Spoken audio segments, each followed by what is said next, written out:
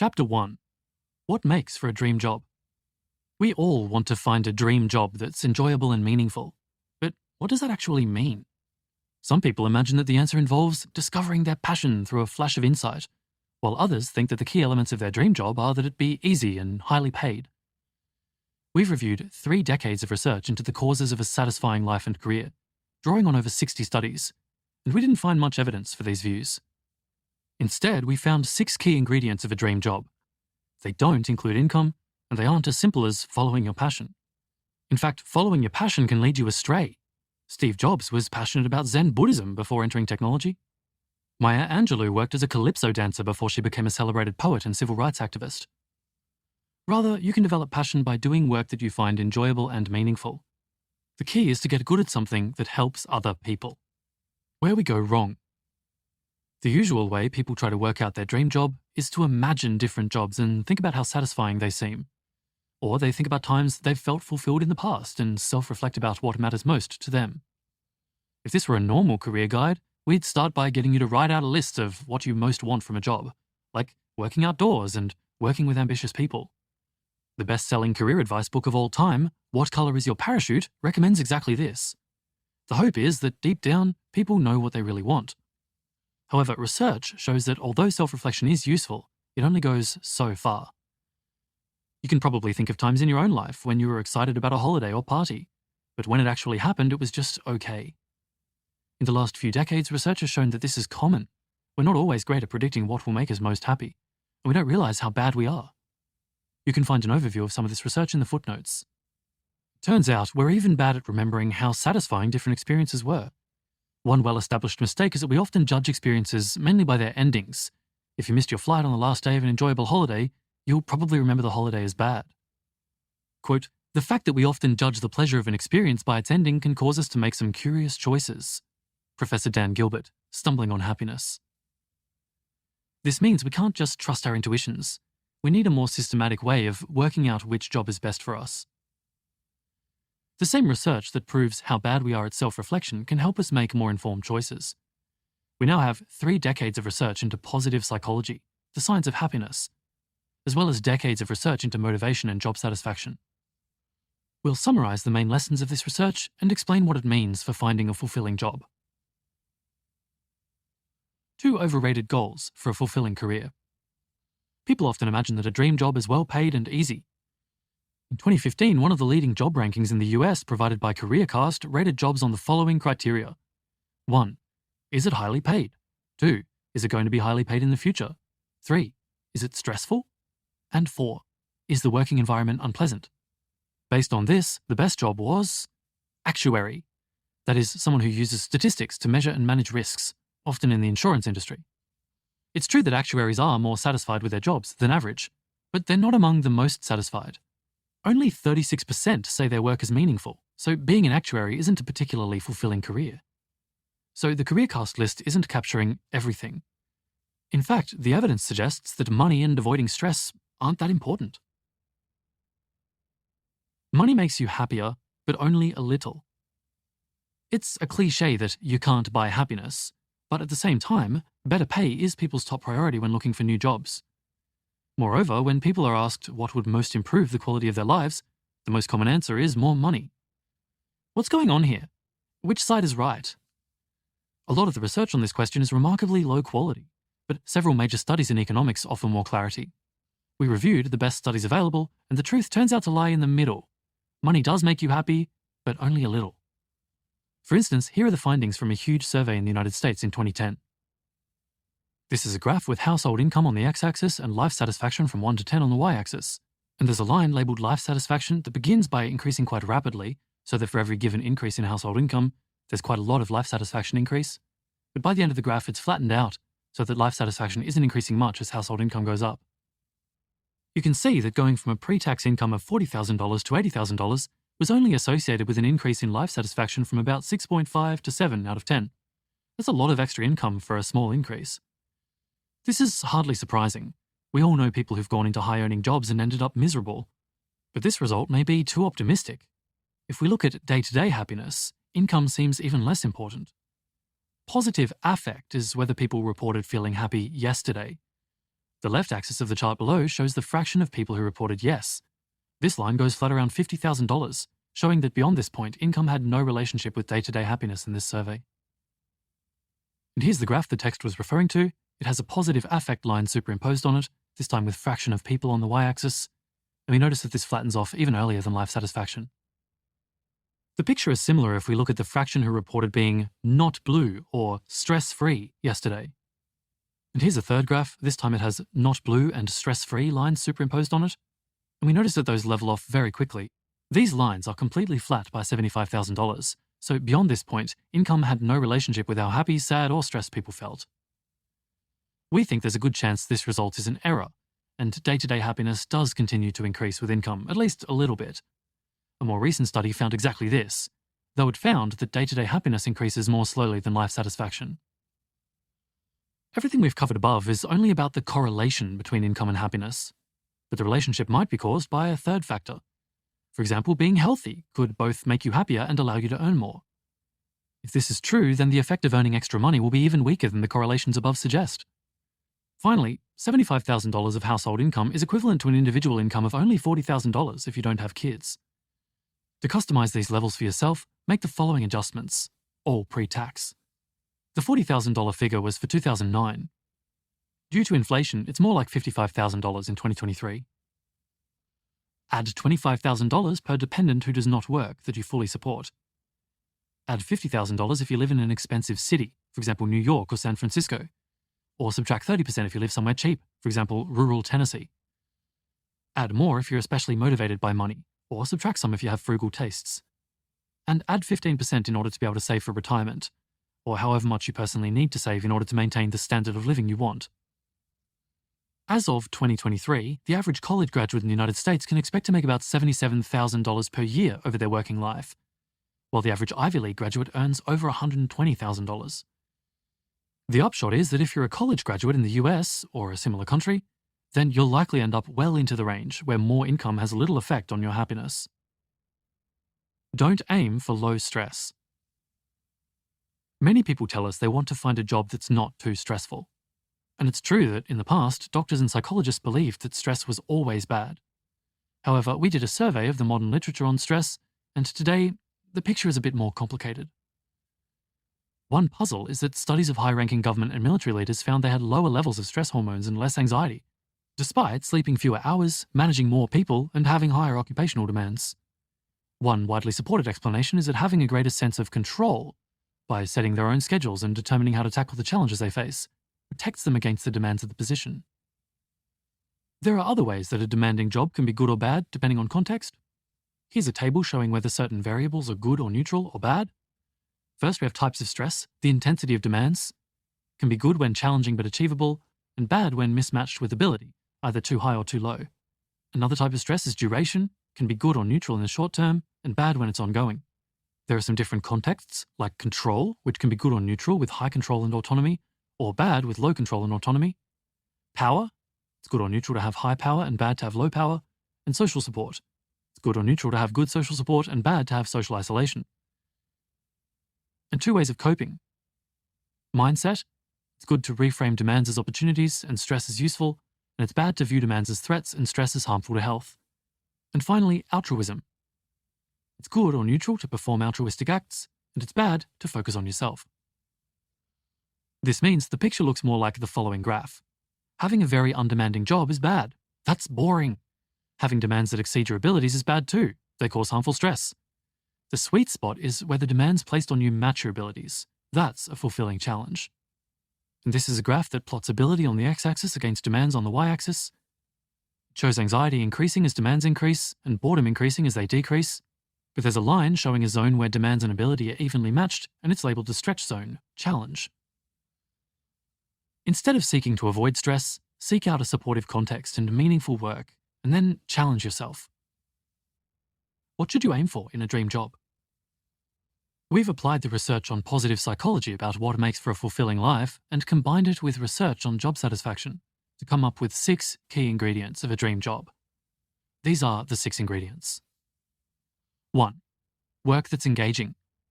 What really matters is not your salary, status, type of company, and so on, but rather what you do day by day and hour by hour. Engaging work is work that draws you in, holds your attention, and gives you a sense of flow. It's the reason an hour spent editing a spreadsheet can feel like pure drudgery, while an hour spent playing a video game can feel like no time at all. Computer games are designed to be as engaging as possible. What makes the difference? Why are computer games engaging while office admin isn't? Researchers have identified 4 factors. 1. The freedom to decide how to perform your work. 2. Clear tasks with a clearly defined start and end. 3. Variety in the types of tasks. And 4. Feedback, so you know how well you're doing. Each of these factors has been shown to correlate with job satisfaction in a major meta-analysis, R equals 0.4, and they're widely thought by experts to be the most empirically verified predictors of job satisfaction. That said, playing computer games is not the key to a fulfilling life, and not just because you won't get paid. That's because you also need 2. Work that helps others. The following jobs have the 4 ingredients of engaging work that we discussed, but when asked, over 3/4 of people doing them say they don't find them meaningful. Revenue analyst, fashion designer, TV newscast director.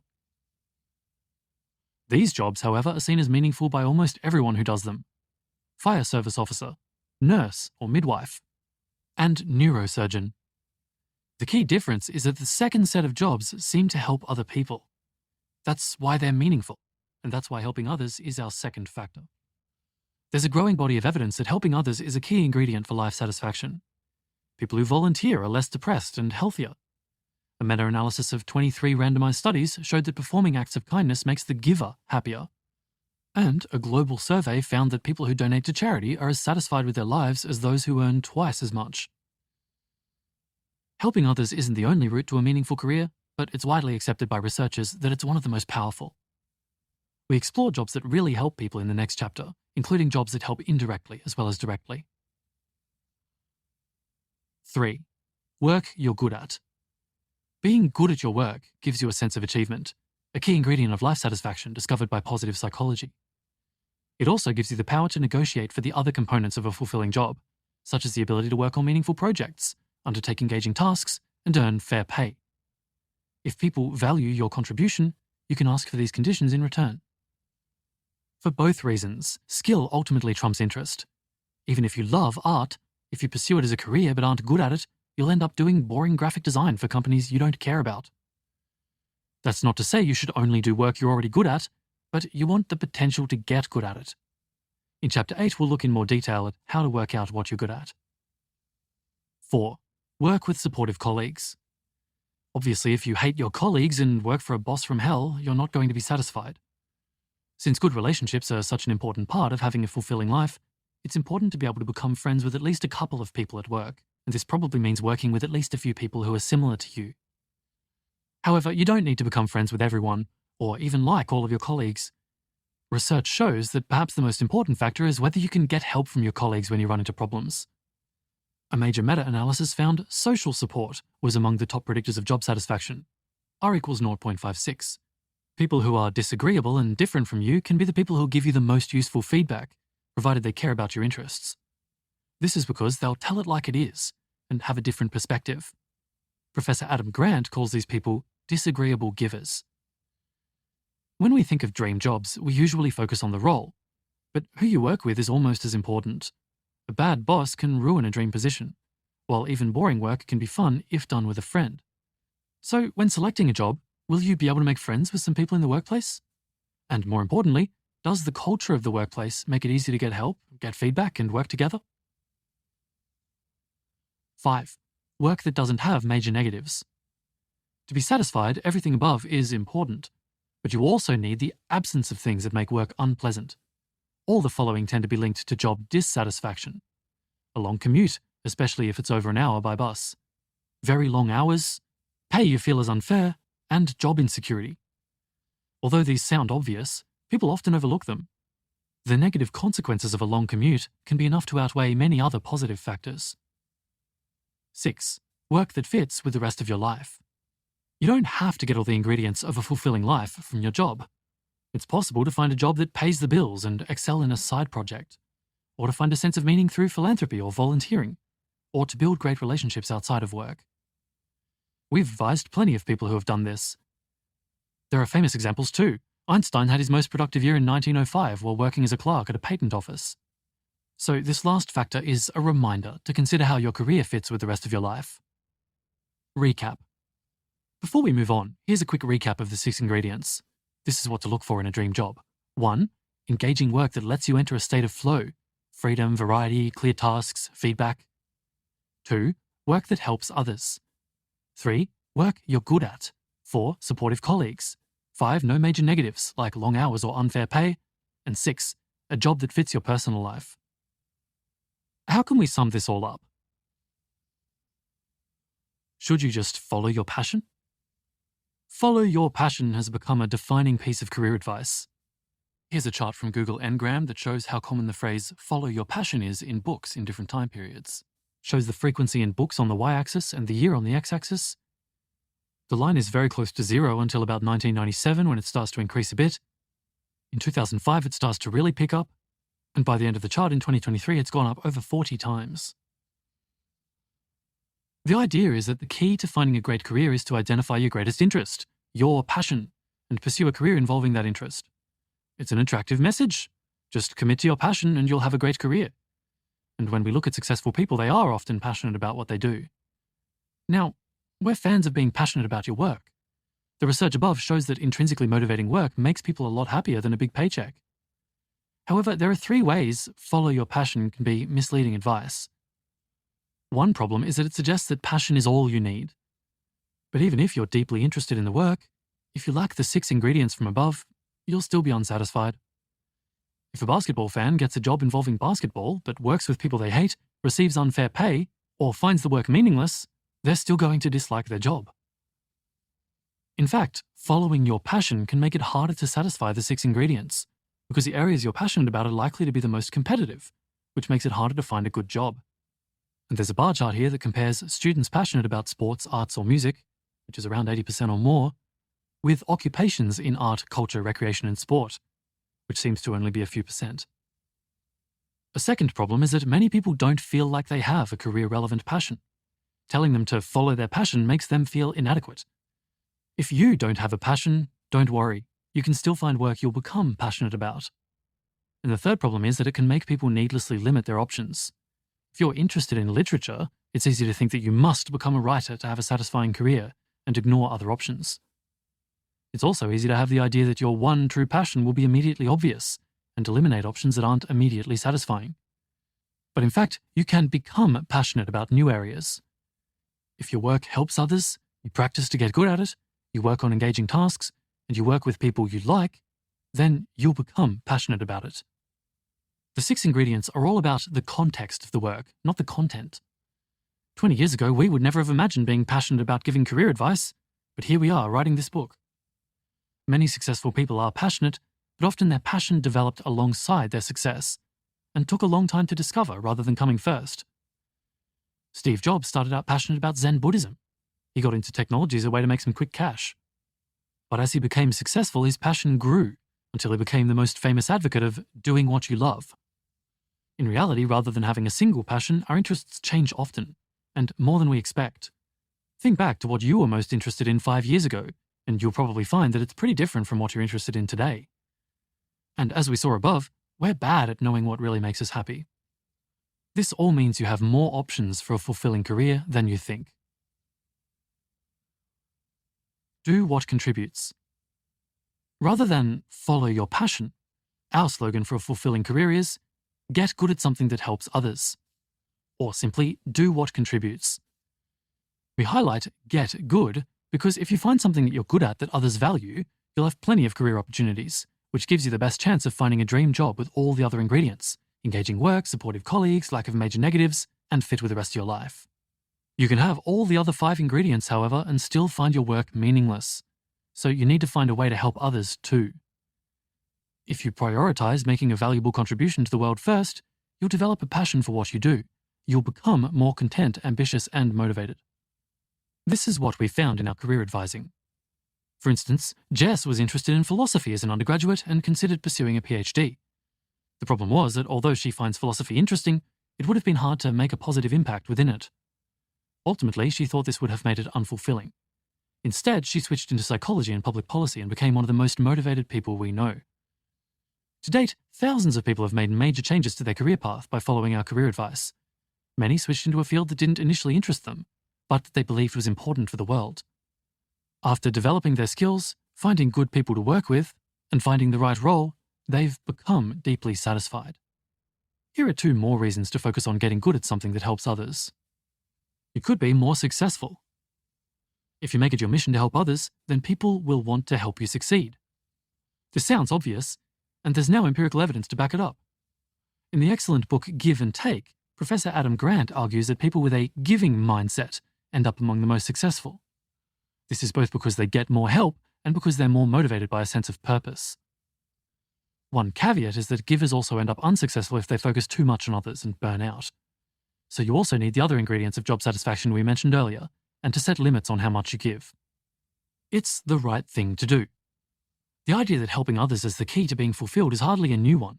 It's a theme from most major moral and spiritual traditions. Set your heart on doing good. Do it over and over again and you will be filled with joy. Buddha. A man's true wealth is the good he does in this world. Muhammad. Love your neighbor as you love yourself. Jesus Christ. Every man must decide whether he will walk in the light of creative altruism or in the darkness of destructive selfishness. Martin Luther King Jr. What's more, as we'll explain in the next chapter, as a college graduate in a developed country today, you have an enormous opportunity to help others through your career. Ultimately, this is the real reason to focus on helping others. The fact that it'll make you more personally fulfilled is just a bonus. Conclusion. To have a dream job, don't worry too much about money and stress, and don't endlessly self-reflect to find your one true passion. Rather, get good at something that helps others. It's best for you, and it's best for the world. This is the reason we set up 80,000 Hours. Our mission is to help you find a career that contributes. But which jobs help people? Can one person really make much difference? That's what we'll answer in the next chapter. Apply this to your own career. These 6 ingredients, especially helping others and getting good at your job, can act as guiding lights. They're what to aim to find in a dream job long term. Here are some exercises to help you start applying them. 1. Practice using the 6 ingredients to make some comparisons. Pick 2 options you're interested in, then score them from 1 to 5 on each factor. 2. The 6 ingredients we list are only a starting point. There may be other factors that are especially important to you, so we also recommend doing the following exercises. They're not perfect. As we saw earlier, our memories of what we've found fulfilling can be unreliable, but completely ignoring your past experience isn't wise either. These questions should give you hints about what you find most fulfilling. When have you been most fulfilled in the past? What did these times have in common? Imagine you just found out you're going to die in 10 years. What would you spend your time doing? And can you make any of our 6 factors more specific? For example, what kinds of people do you most like to work with? 3. Now, combine our list with your own thoughts to determine the 4 to 8 factors that are most important to you in a dream job. 4. When you're comparing your options in the future, you can use this list of factors to work out which is best. Don't expect to find an option that's best on every dimension. Rather, focus on finding the option that's best on balance. The bottom line: what makes for a dream job? To find a dream job, look for 1. Work you're good at. 2. Work that helps others.